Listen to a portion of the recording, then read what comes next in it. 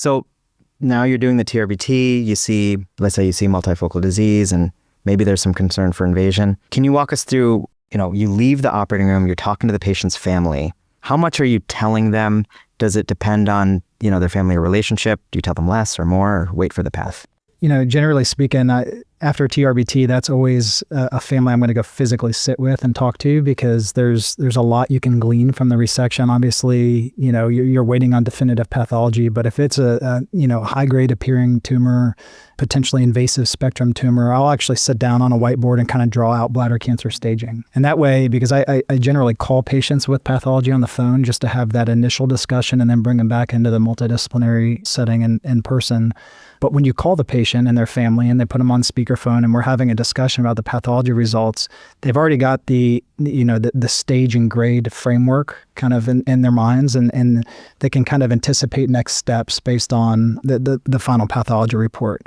I'll mention things like the potential need for a restaging resection. I think that's important because that'll take some patients off guard because they're still kind of reeling from the index resection, and all of a sudden you're taking them back to the operating room. So we'll talk about, the various differences between non-muscle invasive and muscle invasive bladder cancer. Try not to go into too much detail, but kind of some nuances in staging and grading, kind of what next steps are based on the report, so that when we call them, they're kind of prepared for that. Good points. And this probably pertains to all the aspects of counseling, but have you found that patients are getting more educated via artificial intelligence, ChatGPT, different online resources now? I think it depends on the patient. I do give them resources such as Beacon, right? I think that website has pretty great information, and I talk to them how to navigate it based on pathology findings and those things. I think they have a great initial handbook called Bladder Cancer Basics, right? And so I think that is a great resource. So I think some definitely Google or ChatGPT, but as physicians, if we can point people toward resources, if they would like to have more information and read more, I think that's a valuable thing. So I do tend to do that. Yeah. But I think it really, really depends on patients. I think you can give patients a lot of things to read. And then I have a lot of people who just are like, I didn't do that. I'm just going to wait until I talk to you. And I have others who have read everything. I have others who have pulled articles and read it. I'm like, that's actually, you understood that article pretty well, right? So you get this wide range of patients, just like in life. There's wide range of people, and you just have to meet them where they're at. Yeah, obviously there's the potential for misinformation, misinterpretation, but for the most part, I love when patients try to educate themselves and look up resources. It makes the discussion a lot better. So, all right, good. That was a good coverage of how we communicate. Flipping gears a little bit to managing symptoms. I think this is something that is very important now with all of our different treatments. Patients are keeping their bladders longer, but it sometimes gets swept under the rug during our training of how to really do the nitty-gritty of having patients tolerate the treatments the best. So again, starting from the beginning, just with the office cystoscopy, what are you counseling patients on what to expect with symptoms, and are you recommending that they do anything to try to help their recovery after the procedure? Yeah, I think Sima and I were talking about this on the way here. It starts with the patient's holistic care, and from the moment they walk into the office, just kind of setting the ambiance, and the staff that's preparing the patient for the cystoscopy, takes a big part in kind of setting the tone and kind of relaxing the patient. I tell my residents that you got to use a lot of verbal anesthesia. So patients like an open dialogue. They don't want any surprises. They're awake. They can hear what we're saying. So these are sensitive exams and genitals. And I think from the moment that you take down the drape and start inserting the scope, just tell them everything that you're doing. Tell them where the scope is. In a male, we're going through the urethra now. Relax here. We're going through the sphincter and the prostate. And I think that helps a lot. When I'm teaching and I'm showing residents or students different parts of the bladder and the ureter orifices and those kind of things, I'm talking to the patient as well. And again, they get kind of, some buy-in to the procedure.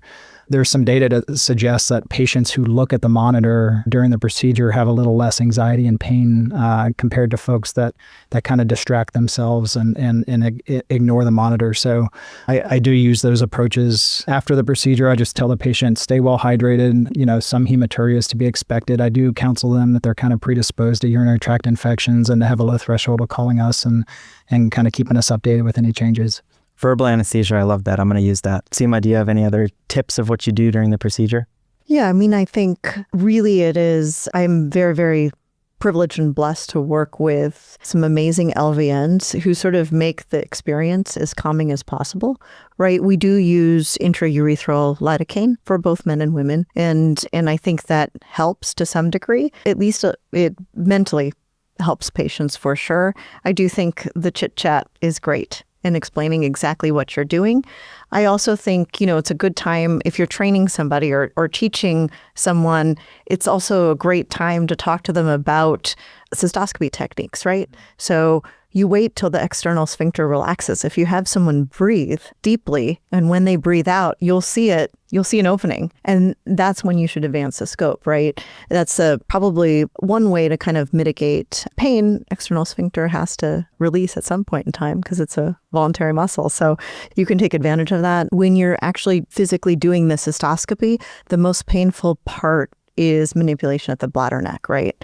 So if you're also doing procedures too, like biopsies and those, just have to minimize the movement that you create at the bladder neck. And particularly retroflexion is fantastic at helping you see around big prostates with the least amount of pain, right? So it's that flexion up and down there that always hurts the most. And so I think if you explain it, you can say you're going to feel a lot of pressure. You actually may feel like you need to urinate. Don't worry, just relax and let it go. It's fine. We're already making a mess with the irrigation and all of that.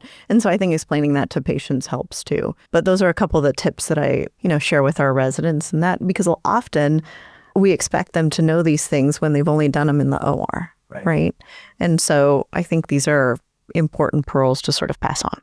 I'll add that our clinic has adopted inhaled nitrous, which is great because it's quick on, quick off. Patients can still drive themselves. We use it for a lot of transperineal procedures. Some patients caught wind of that and wanted it for their cystoscopies. And to be honest, when they come back for their next surveillance, they actually forego it. They don't think that it helps that much. So the verbal anesthesia and just kind of, being with the patient, being present with the patient is usually enough. So I haven't found nitrous to be particularly helpful for cystoscopy. Yeah, I think nitrous, some practices are using it to do a lot of in-office procedures, but it's a little cumbersome to get onboarded into the clinic. But if you have it available, that's a great technique. Love the pearls about the external sphincter. I think that's so useful in real practice. And retroflexion, I learned that over time. I mean, in the beginning, you're trying to do as much as you can before you retroflex, but now I have a lower threshold to just retroflex and see that bladder neck.